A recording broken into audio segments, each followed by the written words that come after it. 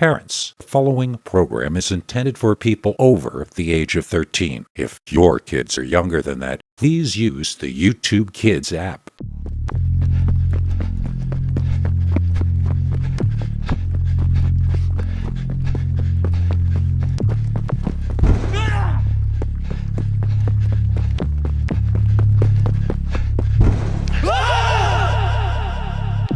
Peter Bernard's Scary Stories for Adults.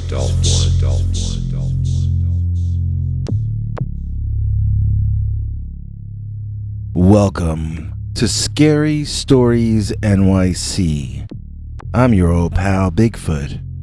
This time, to conclude our stories for 2019, we have an extra long full-hour collection of tales that didn't seem to fit into previous episodes. When putting them together for this special, however, I noticed all sorts of odd coincidences or maybe synchronicities between them.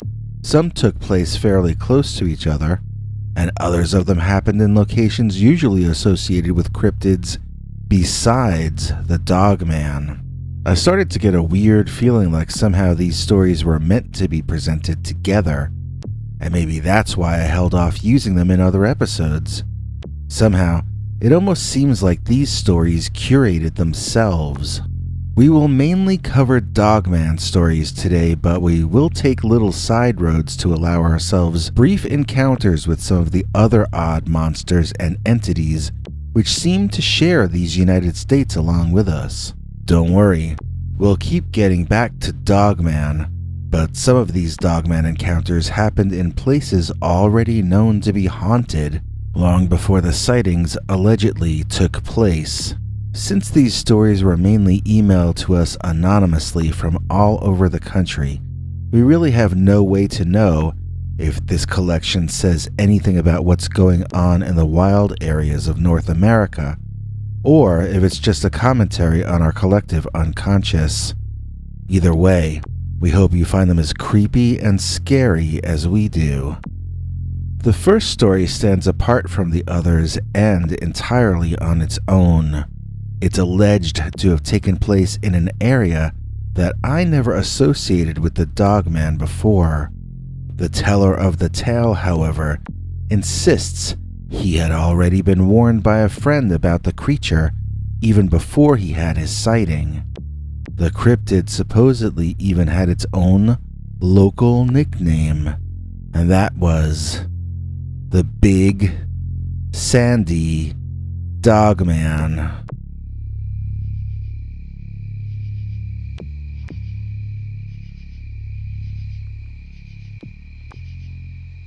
Dear Scary Stories NYC, I have a story about Dogman if that's what you're still looking for. I was one of at least 2 people to have seen the Big Sandy Dogman with my own eyes. If you don't know about that monster, it was seen in the 1980s a few times right around near where I lived with my family as I went to high school. Before I begin, allow me to correct a common misconception.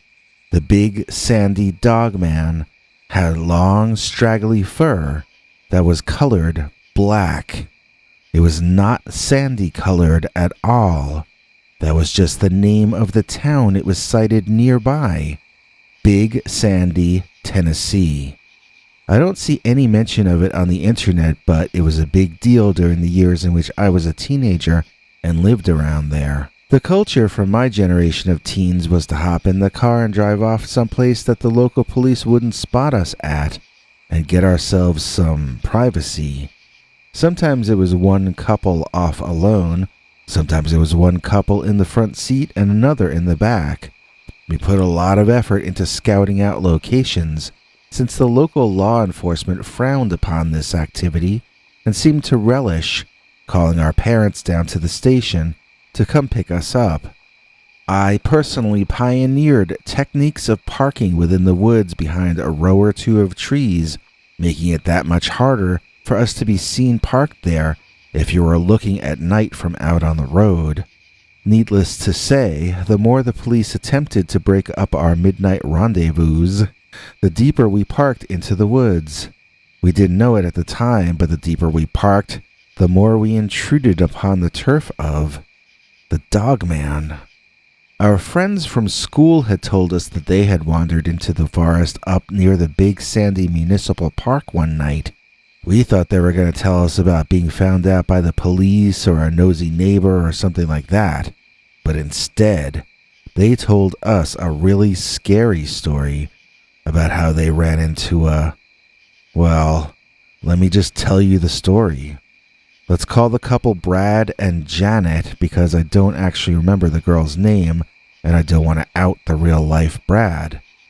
They drove somehow into the woods on the northwest side of town, or maybe just a little bit past the town limits. I'm not certain. They turned the engine and the headlights off and proceeded to enjoy each other's company in the dark and the quiet.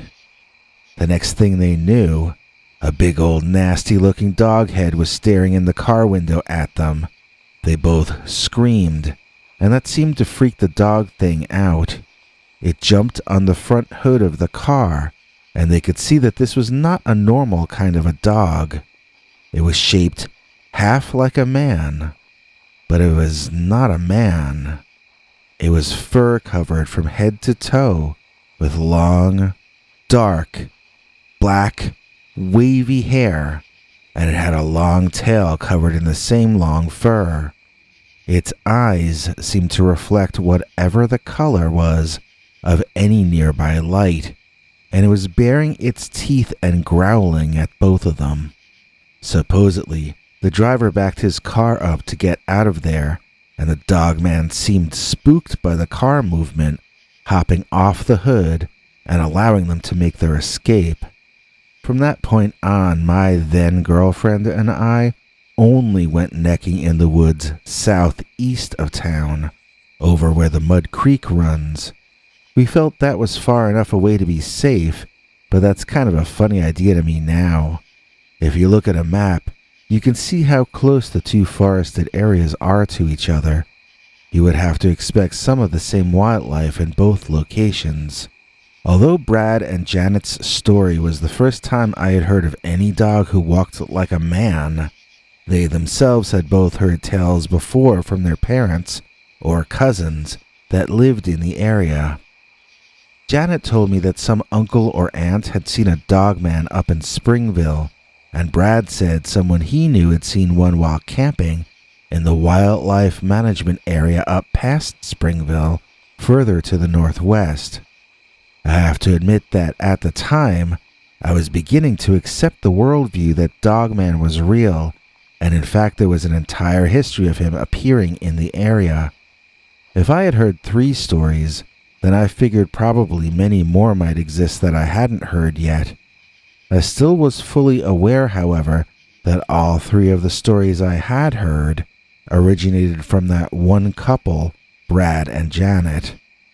That kept an alarm ringing in the back of my mind whenever this subject would come up. I wasn't really sure there was anything to any of this, but, on the other hand, I'd rather park toward the southeast instead of the northwest. So, there we were. Let's call my girlfriend Martha. We had driven off the road with our lights out and hidden ourselves in the woods near the clearing that the mud run ran through. I had us in the one spot in which we could either exit going forwards or in reverse in case we saw trouble coming from either direction. I had all the answers about what to do if we got bothered by humans. I had no plans at all about what to do if we got in trouble with nature or the supernatural. Martha seemed more withdrawn than usual that night, but when I would ask her what was wrong, she would always say it was nothing or it was just her imagination. Eventually, she had to admit that she had the feeling that someone was watching us, and she couldn't feel comfortable. I looked around and got none of that same feeling, so I was getting more than a little annoyed and cranky. I was just in the beginning of what I intended to be a long lecture about how there was nothing out there, nothing to fear, and how it was ridiculous that anybody would be watching us when something landed hard on the car's roof. We both screamed, but we didn't have to wonder long what had landed on us because It bounded down on the front windshield and hood, leaping off the car and spinning back to face us as it landed on its hind legs. Its front ones held out wide to the side like arms more than front legs.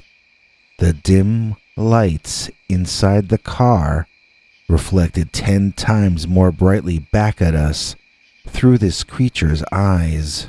It was a dog that stood on its hind legs, just as had been described to us by Brad and Janet.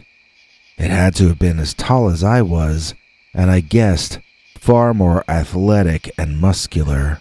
"Roll up your window," was what I shouted to Martha as I followed my own advice. The creature came around to my side just as I finished rolling the glass shut, and I turned the key in the ignition, allowing the car to warm up enough that it wouldn't conk out on me again as I hit the gas. It had a habit of doing that. I wanted to make a smooth getaway, either forward or in reverse, and was now just waiting for the dogman to indicate which way he intended to go so that I could go in the opposite direction. But he didn't do either of those things. This was not a man after all, and it did not think like one. It was some kind of animal, and all it wanted was to get in at us.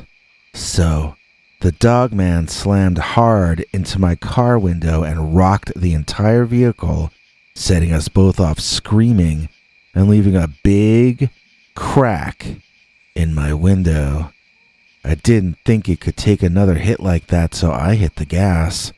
I happened to be in first gear, so the car lurched forward, momentarily startling the dogman. When I say momentarily, I do mean that quite literally, as the thing adjusted quickly to the situation and was soon running in time with the car just a foot or two behind us, and still only using its hind legs to run on. Martha was screaming, and I was screaming other things, and I'll tell you, I never felt so afraid in my life. Even if I got us out of there unhurt, I was still going to have to explain what happened to the car window and pay for a replacement. Best case scenario, this was already a really bad and expensive night. Worst case scenario, we wouldn't make it back out of the woods to get away. I drove way faster than I should have, barely missing those trees in the darkness, but still too afraid to turn the car lights on.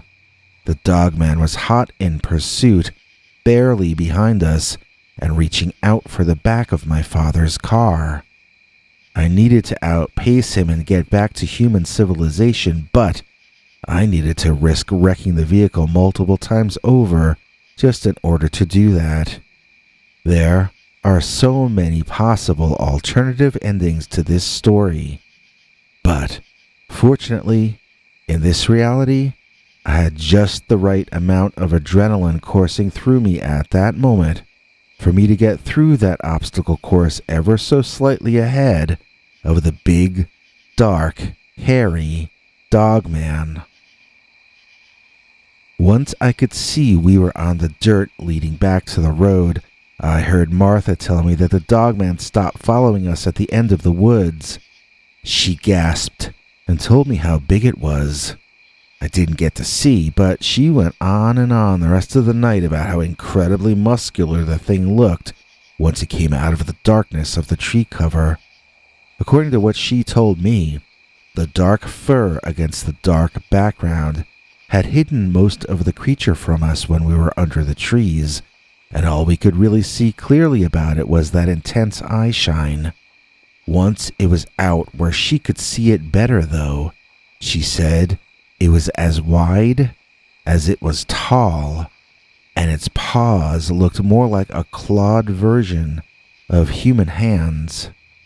She said it looked like some kind of a killing machine, that it was designed to be successful at hunting, and most likely nothing else.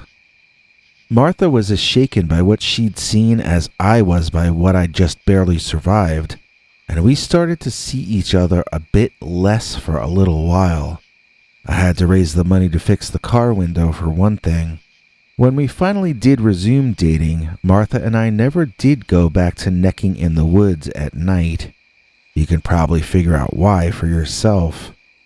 So, none of us ever heard the radio or the TV talking about this monster, and I don't think the local newspapers ever covered it either.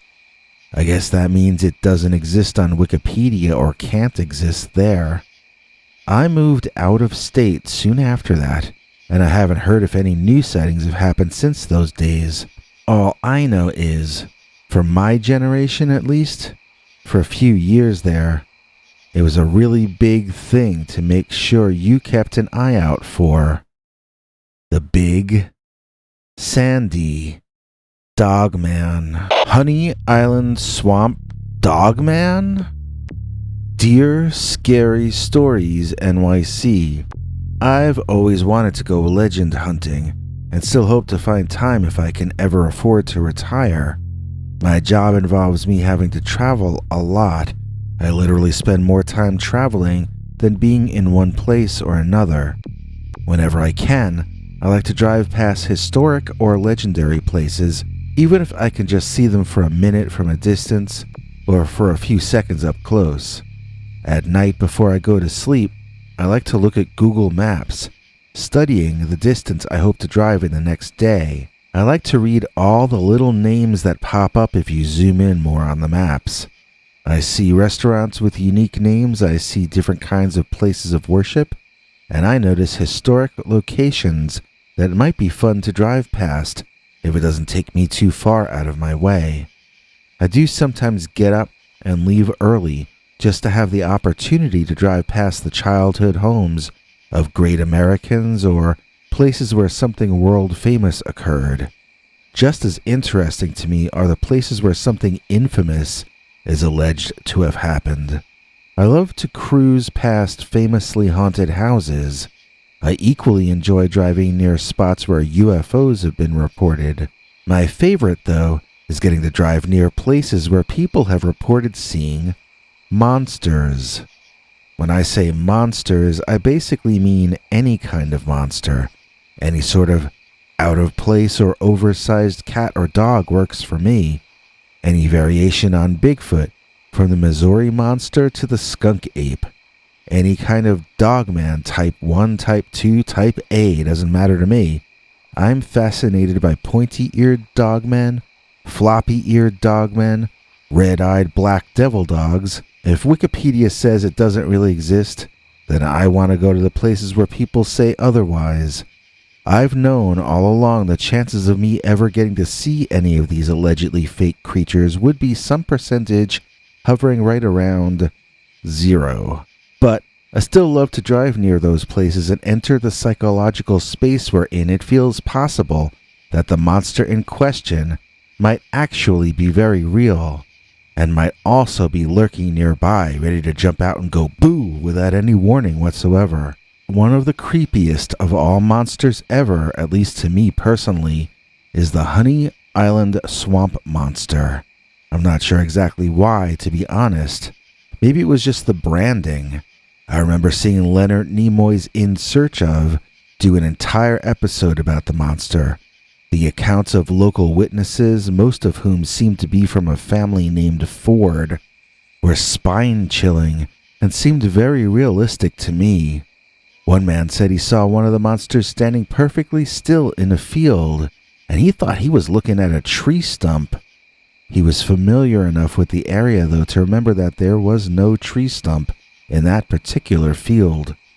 When he stopped to examine it more closely, the tree stump came to life, revealing itself as one of the gray-haired, 7-foot-tall Honey Island swamp monsters. The idea to me of something that could stand so still you'd think it's a tree, and then can suddenly become a 7-foot-tall feral ape-like man, well, that was the most frightening thing I could even imagine. That was far more terrifying than I thought the world could possibly get when I was that age. That episode of In Search Of brought me from thinking that I was living in a Santa Claus and Easter Bunny world to feeling as though it were far more like a Venus flytrap world. Everything was designed to attract you, and the more attractive something was, the more likely it became that it might be deadly. Another weird attraction to the Honey Island swamp monster for me was that he was one of only 2 Bigfoot-type creatures I can ever remember hearing about who had 3-toed feet. I think he might have been the only web-toed Bigfoot as well. To be honest, there were plaster casts made of 3-toed webbed footprints back around that time, and they were generally associated with the Honey Island swamp monster, but there was never really any kind of definitive proof tying the monster with those prints. That didn't stop people from creating theories based on the casts anyway. Did Bigfoot develop webbed feet to help him get around in the Honey Island swamp? That sort of thing. I would have to say that in my childhood, the Honey Island swamp monster was almost as big a superstar in my mind as the Bigfoot of Boggy Creek from the movies. So, one day, finally, I needed to take a route that took me right through the Honey Island swamp in Louisiana. I would be driving down the Stephen E. Ambrose Memorial Parkway, which cuts down the center of the swamp. Plus, if I timed it all out correctly, I would be managing to pass through and over the swamp after dark to increase the spookiness factor. I was as excited as a kid to finally get to actually be in the Honey Island swamp, even though I would only be doing it from the warm and dry interior of my car.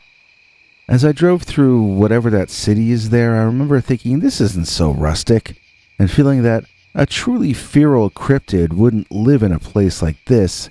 It couldn't. Then, that small city ends, and you're not going to see anything but nature and highway for quite some time after that. You're driving through a vast, natural area that seems larger than you ever thought might be possible in modern times. I mean, it's intimidating. It's intimidatingly huge. It's intimidatingly huge. And dark. And there was no other traffic around me as I hit the highway over the swamp. If you had asked me 10 minutes prior, I would have told you that was exactly how I wanted it to be. As scary and lonely as possible. Right then, though, out there in the middle of nowhere, all I wanted to do was drive faster and faster and get out of the wilderness as soon as I could. I felt a rising sense of panic inside myself. If only there were at least one other car somewhere within sight. And then, in all the sameness, repeating over and over and over, I perceived something far off in the distance, on the right. Something that was different. Climbing up onto the short railway guarding the edge of the highway was something dark. I couldn't really understand what I was seeing at first. Was something growing up from the ground and surrounding the fence? Was it a tree stump? If so, why did it seem to be moving? You have to remember that there are no street lights on that highway as you pass through the Honey Island swamp area. The only illumination comes from the heavens or from the lights on your motor vehicle. It took me some time to line up my headlights directly toward whatever that was, which was not like everything else around it. Once I had, I instantly understood better what was happening in front of me. I was not seeing someone climb out of the ground. I was seeing someone climbing out of the old Pearl River, which passes under Route 10. It had to be a very large man if that was a man. I supposed it might also be a bear, and I found myself slowing the car down to give myself a longer window of time to view that thing in.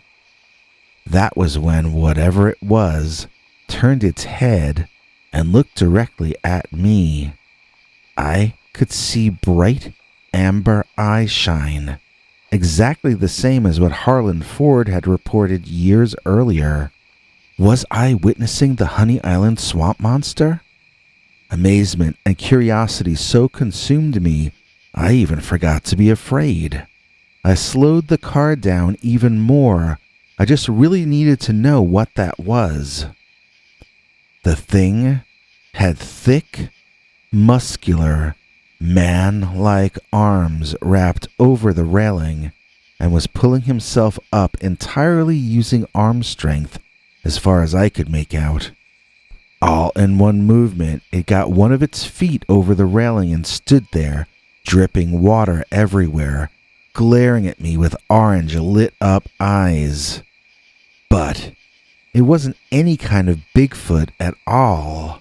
This thing had a head shaped like that of a hound or a wolf, possibly a fox. I couldn't be certain.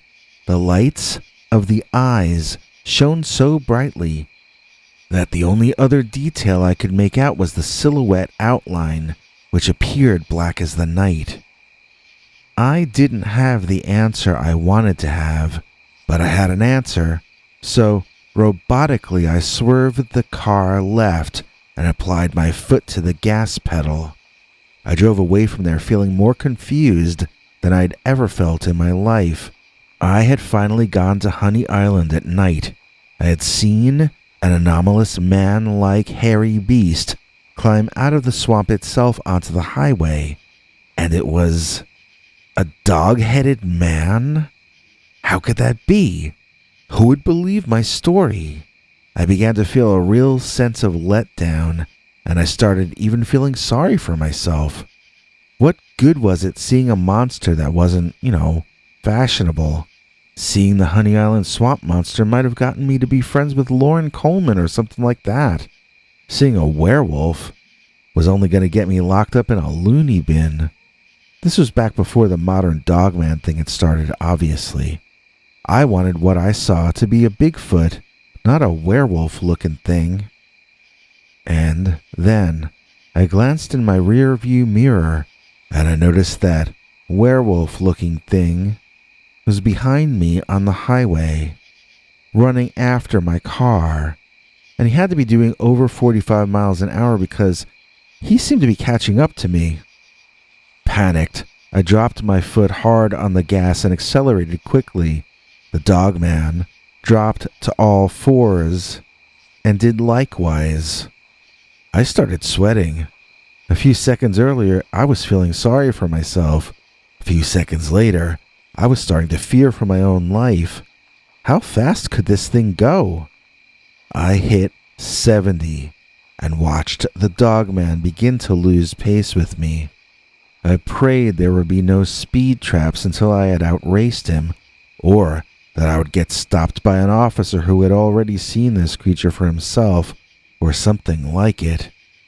I remember praying in my head that if I got out of there without getting hurt by the monster Dogman, that I promised never to go legend tripping ever again.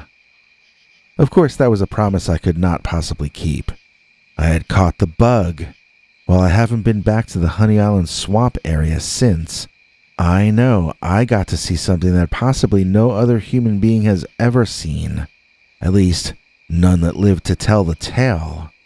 And so, you know that whenever I can, I will take the time to detour into the strange, legendary roads of the United States, and maybe someday I'll once again see something as absolutely amazing as the Honey Island Swamp Dogman. We've got another story about Louisiana coming up. In fact, it's the last story in this collection, and it's about the Louisiana Dogman, otherwise known as the Lougarou or Rougarou. That's coming up later in this program. Right now, we've got 2 stories from Ohio, including a never-before-heard encounter with the Ohio Dogman. But before we get to that one, here's a terrifying encounter with something very specific and local to that state. I'm, of course, talking about The Loveland, Ohio Frogman. Dear Scary Stories NYC, I saw a disgusting, creepy thing in the woods one night that I would like to attempt to describe to you.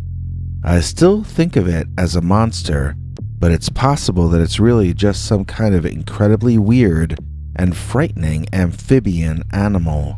I had no idea until after this happened to me that I was not the first person to report the Loveland, Ohio Frogman.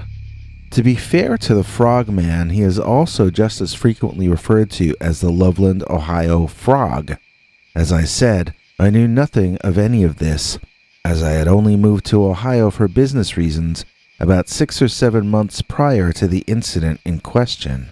I was driving on East Loveland Avenue on the east side of town when my car engine just turned itself off while I was driving. I'm not sure how else to explain it except to say just that. I was driving, then the engine sputtered immediately off and I was coasting.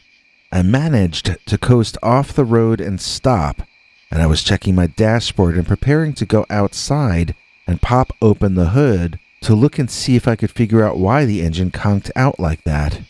It was a 2-year-old car, and nothing like that had ever happened before.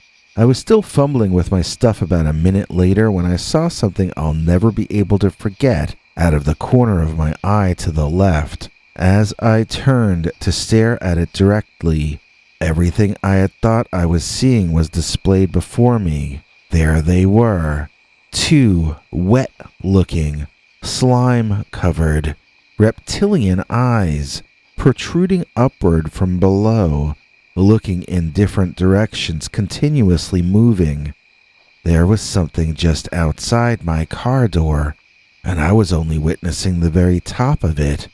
The 2 eyes sitting up on top of this what? I thought at first it was an alien peeking over the car door, looking in the driver's seat window. Awful, ugly, slimy-looking eyes sticking up on top of a greenish-gray head. At least I guessed it must be a head.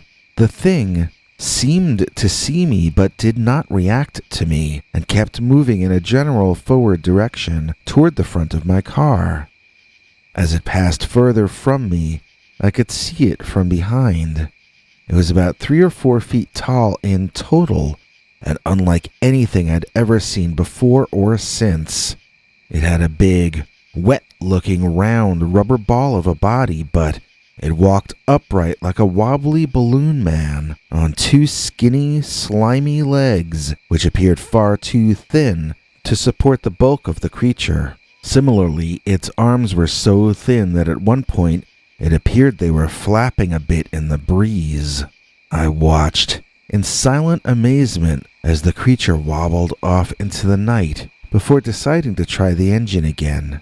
It started like a charm, and I was back on my way home.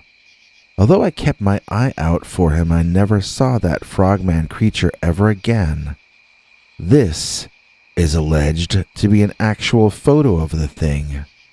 I don't know if that image is real or faked, but I know it sends chills up and down my arms whenever I see it. When I show it to friends, however, they tend to laugh at me. Other people are afraid of Bigfoot and Dogman, they tell me, but you're afraid of a 4-foot-tall rubber ball on spindly legs. It's easy for them to laugh. They didn't have to sit there in a malfunctioning car while the creature walked past them.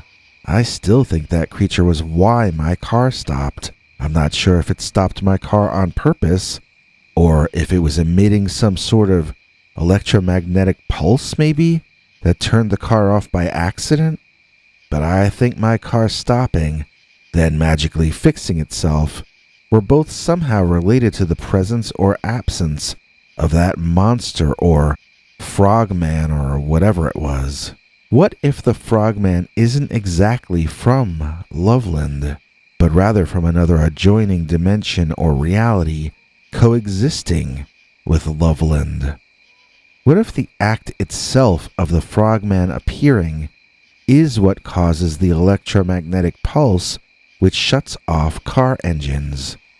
You can laugh at me all you want, but you wouldn't be laughing if you were the one forced to sit there and witness the Loveland, Ohio Frogman. I'm betting you're anxious to get out of Loveland after that story. I don't blame you.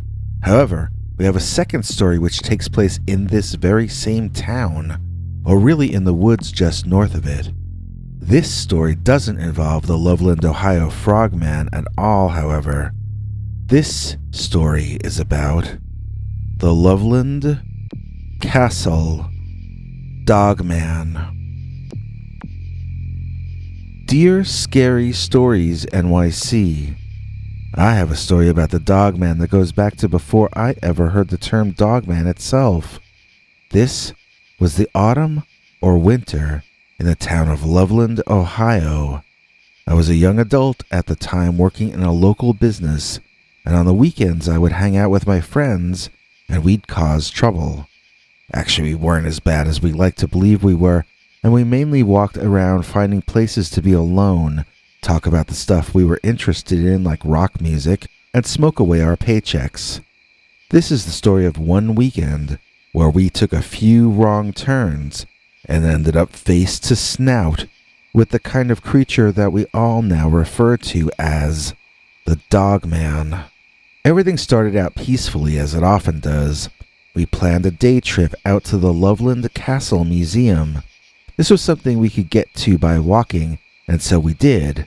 There weren't too many interesting places to walk to out there at that time, but that was one of them. It was built in the 1920s, but meant to harken back to far older days. There were museum displays inside of weaponry and how it had changed over the decades and centuries.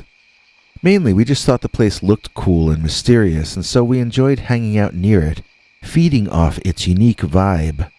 The closing time was probably around 5 or 6, but I remember we milled about in front of the place until it had gotten pretty dark out before deciding to begin the walk back home. Now, there is a way to walk out of there following the streets, and then there was our way of walking out of there, which was to cut directly through the forest, stopping a few times to smoke a little in the deep darkness of the night. It wasn't as though this was our first time leaving the castle after dark, and it wasn't as though this was our first time cutting through those woods in the dark either. It was just the first time that we came face to face with a Dogman while doing so. Oh wait, I'm getting ahead of myself.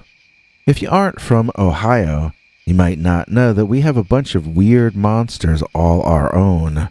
We've got the Crosswick Monster, the Mills Lake Monster, the Grassman, the Cedar Bog Monster, and the personal favorite of my group of friends in those days, the Loveland Frog. That was where we lived, so that was our favorite monster. We were proud of it. And whenever we were out in the dark together, we'd all kid each other that we were seeing the Loveland Frog, and we'd all act frightened and try to scare each other. In the dark on that night, we were kidding each other about the frog as usual, when one of my buddies started saying he was seeing something else trailing after us. We all acted fake afraid at first, but he kept insisting that he was not joking, and that we should get serious for a second and check out what he was saying. We all got quiet and just walked, and I was certain I was either hearing someone following us as my friend had suggested, or else that there was an echo of our own movements through the underbrush coming from that direction. Someone signaled that we all stop walking at once, and we did. The sound of our echo continued for too long after we held still for it to be an echo. In fact, it just kept walking toward our direction until it came through the trees into full view of at least me and one other guy, because we both screamed and ran. I only saw that thing for 1 second or less, but I saw it clearly enough to tell you that this was an over 7-foot tall creature at the very minimum. Its head passed right by an odd-shaped branch that I had reached up to and touched with the tip of my fingers earlier. I think I was just under 6 feet at the time, so that creature had to be 7 feet tall, or taller. It was entirely covered in a light-colored fur that reminded me of rabbit fur, mainly spotted gray, but with white parts, or what appeared in the dim light to be white. The head of the creature was not like that of a rabbit, or hare, or rodent of any kind. This was the head of a canine, or something extremely close to it. The eyes glowed an orangey yellow in the dark, and its ears went up in the air like those of a wolf. It used its front paws like human arms and hands, while it walked upright on its hind legs only. I did not stay to study details about the front paws or the feet. I just took off screaming out of there. I was genuinely frightened, certain that I had seen something which I was not supposed to see. I remember that intense feeling of guilt, like I had done something wrong. I kept shouting apologies as I ran. I remember thinking that we probably had interrupted a demonic ritual or something, and that we had encountered something from a darker realm than our own. I was more frightened of that dogman than I would have been of any natural animal. This was not something that would ever end up in a zoo, at least not in our reality. This was something that did not belong in our world. This was something that didn't want us to see it, and I wondered what lengths it would go to in order to prevent us from telling others that we had. When we made it back to the suburbs on the other side of the woods, all the guys slowed down to catch their breath. I was just as winded as they were, but I felt those eyes on me, somewhere inside the trees. I didn't feel safe yet. I needed to keep going to get out of the line of vision of that patch of forest behind Loveland Castle. The other guys were able to shake it off pretty soon after, as just another one of our exciting misadventures. I, on the other hand, was terrified, waiting for the men in black to show up and tell me I'd better not talk. I checked the skies for UFOs, and I expected poltergeist activity in our home. But the truth is, nothing out of the ordinary happened after our horrifying encounter with the Dogman of Loveland Castle, Ohio. We've got 2 all-new Goatman stories that, maybe it's just me, but these next 2 stories sound an awful lot like Dogman stories. You tell me what you think. The Goatman of Prince George's County, Maryland. Dear Scary Stories NYC, I have a story about a meeting I had with what must be the Maryland Goatman, I guess.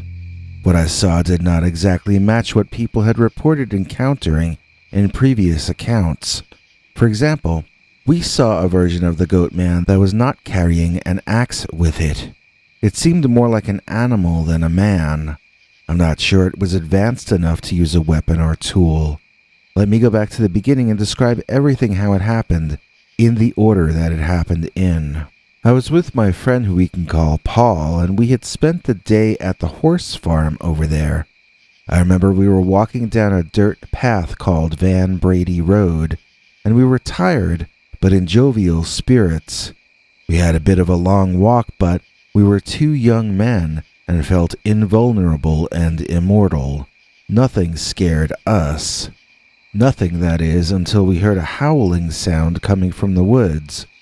Instinctively quickening our step, Paul told me, "The wolf is on the hunt," adding that we'd better watch out for the predator flushing out animals that might stampede in our direction while attempting to elude the wolves. It was in that head state that I first viewed the Goatman coming out of the woods to our right. My first impression was that it must be the prey of that howling wolf, but once my eyes focused upon it, I could see that this animal was taller than I was. It had bent backwards legs, which in Maryland can mean only one thing: the Goatman. The Goatman is legendary and notorious for coming at you with an axe. I saw this creature holding nothing in its claws. I wondered at the time if it might be a female of the species since it had no horns on top of its head, and its head barely resembled that of a goat at all. I would say this was a very canine-like dogman, but it was Goatman nonetheless, and the fact that we both survived told us that we must have been allowed to survive for a reason. There must be something that we each have left to do if we weren't taken on that night. It's a humbling thing to know that your life only continues to hang on because of the mercy or the enigmatic decision-making of a legendary cryptid monster like the Goatman. And yet, that's the reality I need to accept and cope with. Not only do I feel like I've been given a second chance, I also feel that if I were to waste this new lease on life, that Goatman would come right back and take away all that he gave me. Don't ask me how I know all this, but I do. I sensed it in that split second when I saw, with my own eyes, the Goatman of Prince George's County, Maryland. The Lake Worth Monster, Texas's Goatman. Dear Scary Stories NYC, I have a story of my early days when I first moved to Texas. My friends and I were doing a 1990s version of legend tripping that we called Legend Daring. It was a variation on the old thing where you'd say Bloody Mary X number of times in a mirror, or Candyman or whatever. We liked to drive to places where Bigfoot or UFOs or something had supposedly been seen, then park our car and sit there in the dark, daring whatever it was to show itself to us. It's not something I would do now for a whole long list of reasons, but this story happened during the 1990s when the laws of physics were different. That was a joke. I want to be clear so they don't put a wiki warning on your video insisting that the laws of physics in the 1990s were no different than now. You don't need to look it up on Snopes. I was only exaggerating to make a point. It was a different world back then. Don't try this at home. And so it was that three of us stupid 1990s 20-somethings drove to Lake Worth, Texas, found a patch of grass somewhere to park our car on, and waited around in the night to see if we'd get visited by Goatman. I better explain some of the background on the Lake Worth monster before people get upset at me calling it Goatman. It's not the same as the Goatman of Maryland, I don't suppose, but the Lake Worth monster is sometimes reported to have long horns coming out of its head, so it is sometimes referred to as a Goatman. It is also supposed to have back-bent legs and cloven hooves like a goat, yet it walks upright like a man or a devil. It's alleged to have skin that is scaly yet furry. I'm not really sure what that even means. And to top off the legend of the Lake Worth monster, the one photograph that I'm aware of purporting to show the creature shows none of the above features. Instead, it seems to show the back of a very large, very wide and muscular albino as in white-haired Sasquatch-type entity.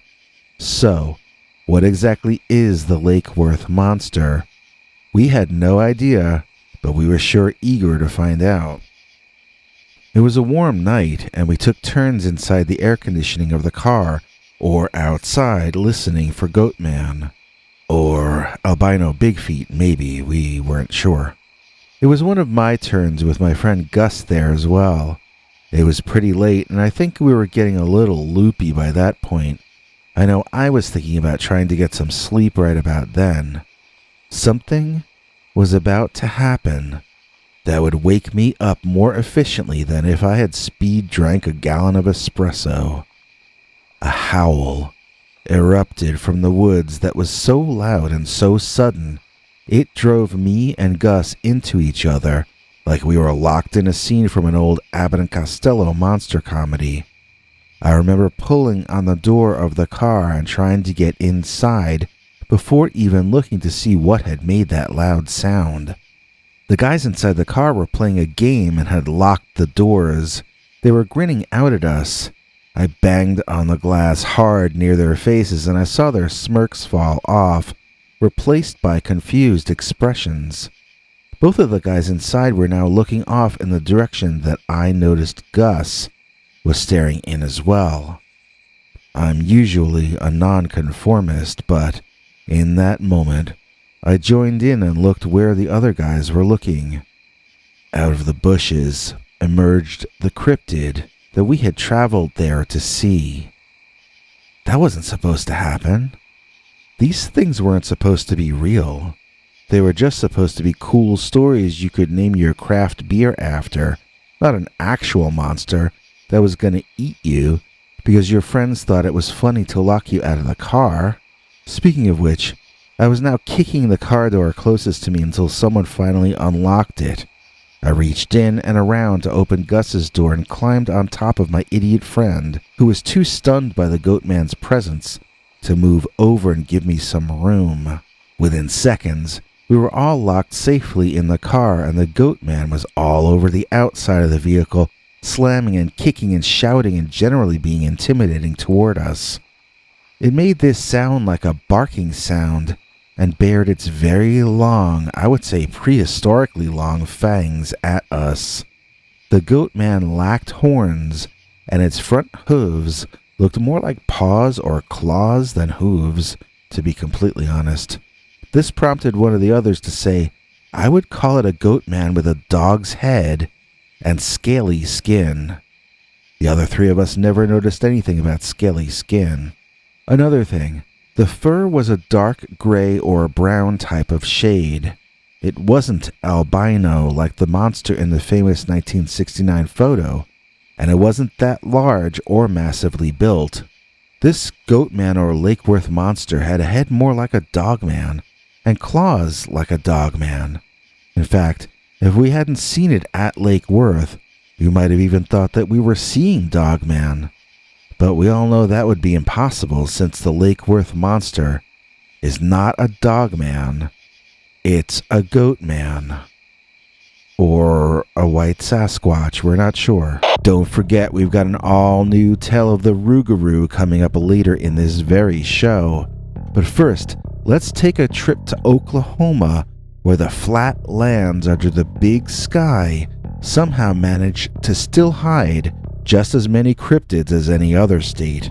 In this case, large, sandy-colored, upright walking, and hopping, man-sized carnivores.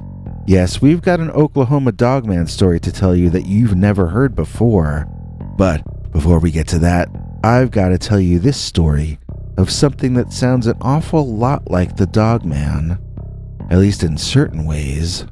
It's a story we call the Oklahoma Carnivorous Kangaroo. Dear Scary Stories NYC, I saw something that you don't see every day. I saw what looked to me like a carnivorous kangaroo standing by the side of the highway in the middle of the night, eating roadkill. There were two things wrong with that picture. First of all, kangaroos are not supposed to eat meat. And second of all, I wasn't seeing this in Australia. I was seeing this in Oklahoma. I know it's not supposed to be officially true, but by this point, I have no choice personally but to accept as fact that we have a small but growing population of the creatures here, and they're doing a pretty good job of keeping themselves hidden. If you're going to ask me how kangaroos got to Oklahoma, I really don't know. I don't see why it couldn't have happened any number of ways, though. They could have escaped from a circus, they could have been let out into the wild from a private zoo when owning such animals became illegal. If animals can exist in one hot, dry place, it can't be ruled out that they might catch on in another. The thing that makes the Oklahoma kangaroos different is that I'm not the only one who's seen them appearing to consume meat. According to the textbooks, kangaroos eat what cows eat, grasses and that sort of vegetation. The kangaroo I saw had fangs, like a dog. It looked like a carnivore, or at least an omnivore, not a vegetarian at all. It was sandy brown in color, and it stood on its two hind legs like a kangaroo. It held the food in its two hands, eating, but as I drove past, it looked up at me, baring its long fangs as though in some kind of threat. I looked for it in the rear-view mirror, but it didn't seem to pursue and was quickly out of my field of vision. I have to say that the ears of the kangaroo possibly more resembled dog or wolf ears. Maybe it was a mix of coyote with kangaroo, if such a thing is possible. In retrospect, I never did see it hop, so perhaps it might have been an upright canine or a marsupial with physical characteristics like that of an upright walking canid. Without it pursuing me and demonstrating whether it walked or hopped on its hind legs, I suppose I can't be sure if what I saw was a carnivorous kangaroo, or perhaps an upright walking dogman creature with close-cropped orange-brown fur, very similar to that of a kangaroo. It was dark out, and I sped past the creature quickly, yet I saw enough clearly to rule out any known animal from that area that I can think of. It couldn't have been a bear, and it wasn't a human. Wolves and dogs aren't supposed to stand like that, and it certainly was not a mountain lion. For these reasons and others, to this day, I honestly just don't know what I saw the night when I encountered the carnivorous kangaroo of Oklahoma. The Oklahoma Hopping Dogman. Dear Scary Stories NYC, I saw something hopping right across the plains of Oklahoma one day. There's a YouTube video purporting to show a kangaroo hopping across the plains out here. I don't know if that video is real or not, but I know this is not what I saw. Yes, the dogman I saw was colored very similarly to a large bull kangaroo. Granted, the creature was around 6 feet tall, well within the range of height for a large kangaroo. So, what's the difference between a kangaroo hopping across Oklahoma and the hopping dogman which I saw? Well, kangaroos are herbivores. The creature that I saw outran a hare, then grabbed it by its ears, plucked it right out of the ground, and hopped off with it at speeds that appeared to be over 50 miles an hour. Not only could a kangaroo probably not do such things, it would have no motivation to do them either. As you all know, kangaroos don't eat meat.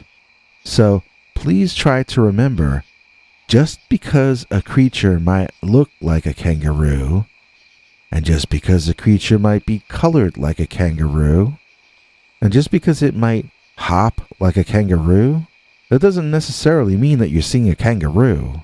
You might be witnessing the hopping dogman of Oklahoma.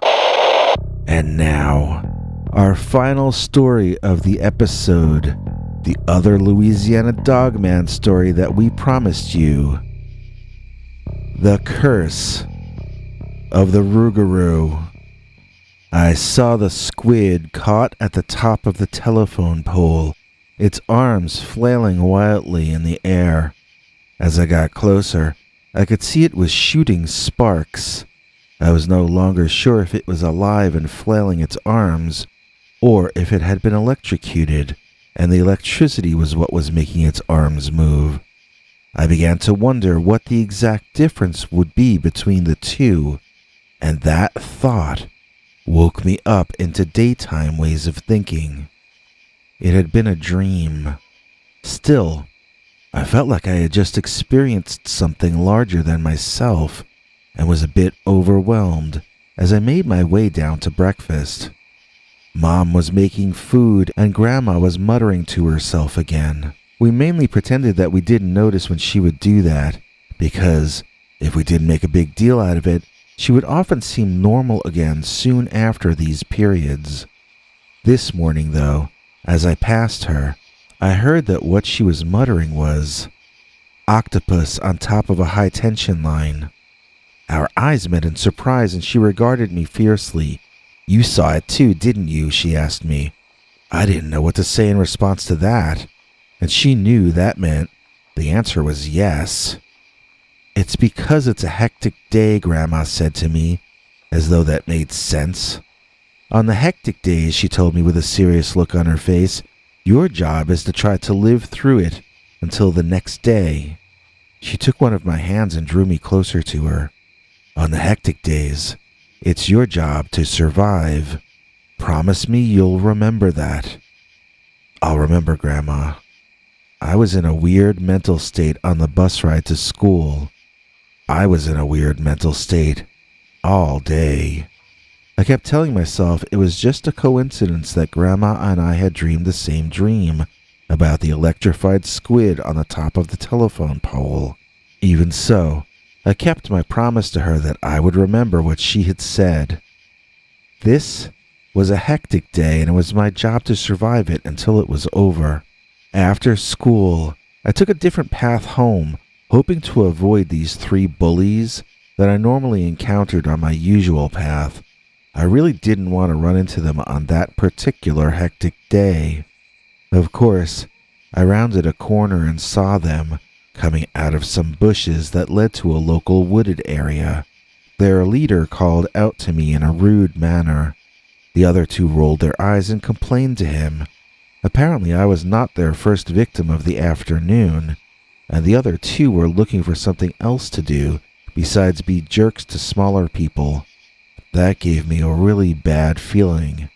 It meant that their leader was in a more sadistic mood than he usually was in. I remembered what my grandmother had told me. It was my job to survive. Before those boys got within 90 feet of me, I took off, running directly away from them. The direction I had started running in was not the way home for me.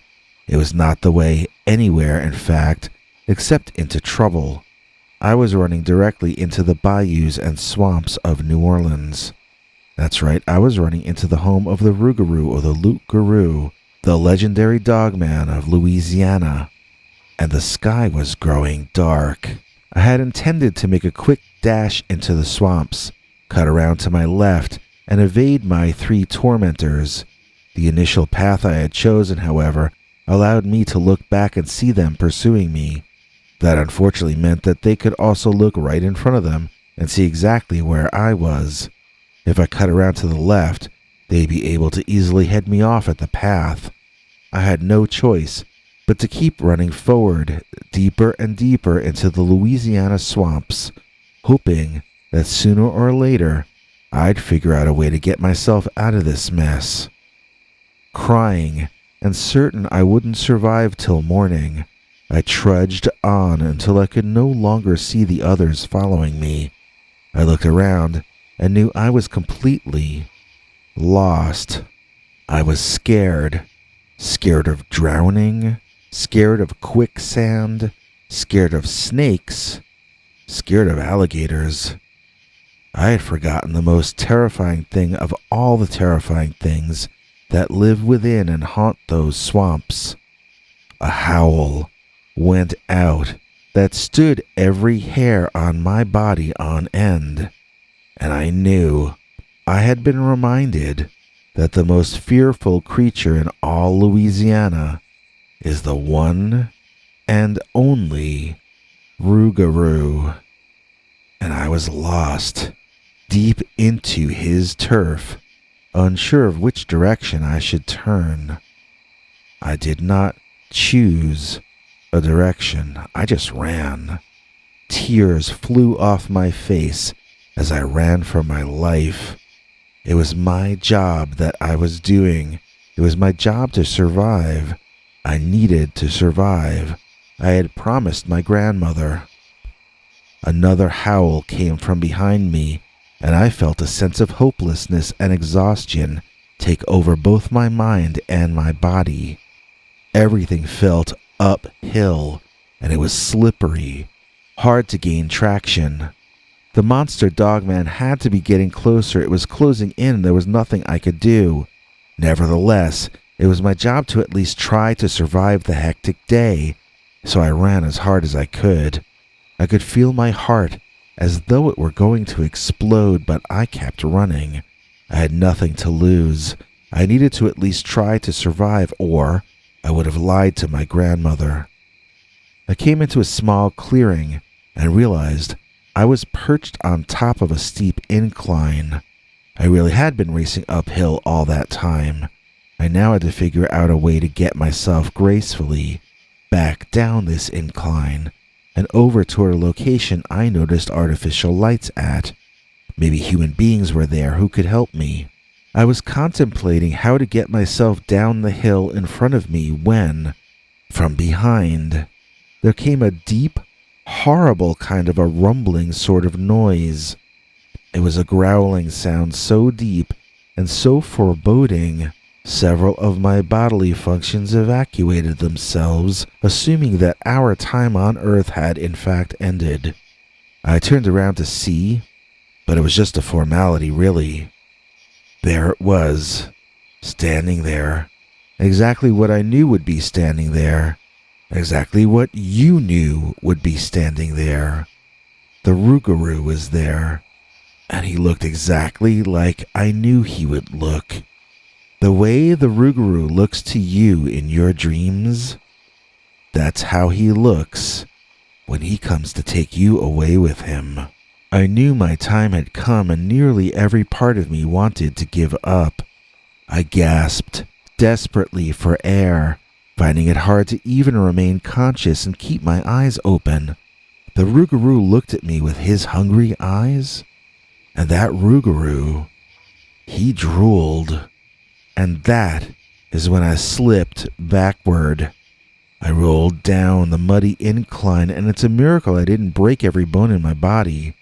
I landed with a squish, almost at the very feet of a park ranger, and I don't remember too much after that part. I do remember, though, that when I did get back home to my family, Grandma had already left us. It had happened while I was in the hospital, and must have been a very hard time for my family. I really wanted to thank her for warning me. I really wanted to show her that I had kept my promise. I wanted her to know that if she hadn't had the same dream as I had, I might never have been on guard enough to survive that hectic day. I wanted her to know that she had really mattered and that she had saved my life. I suppose, depending on your belief system, you may think that Grandma knows that I'm grateful. Others of you might think that it just doesn't matter either way. I suppose I feel a lack of a sense of closure with the way things ended, without me ever being able to speak to her again. But the most important thing is that she saw to it that I would survive. So now I live for me, and I live for her as well. I must be alive for a reason. Otherwise, I wouldn't have survived. The curse of the Rougarou. Hey, it's me, Henry Lee Dogman, here to thank those of you who support all of us here at Scary Stories NYC. It really helps us if you click like, and if you forward our videos or leave cool comments. If you can, it helps us even more when you let us share our 25-episode and growing collection of uncensored, scary Dogman stories with you by becoming a paid subscriber at peterbernard.com. That's right, join our monthly club and get 25 stories right off the bat, each of them wilder than what we're allowed to tell you on this channel. Then, each Sunday, get another new scary story, usually a Dogman story, but always uncensored and secret, available nowhere else on the planet. Please consider joining us today at peterbernard.com and keep the scary stories coming. Thanks, everyone. I'd like to take a moment to say that if you have a scary story you'd like to tell us here, you can write Peter at peterbernard.com, or you can call our new Scary Stories hotline number and leave it to us in the form of a voicemail message. It's easy to remember. 804-LESCARY.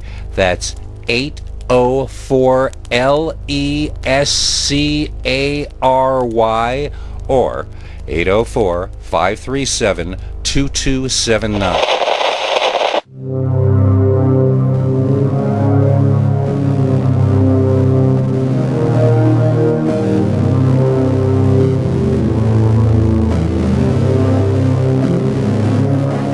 Come back for more scary stories.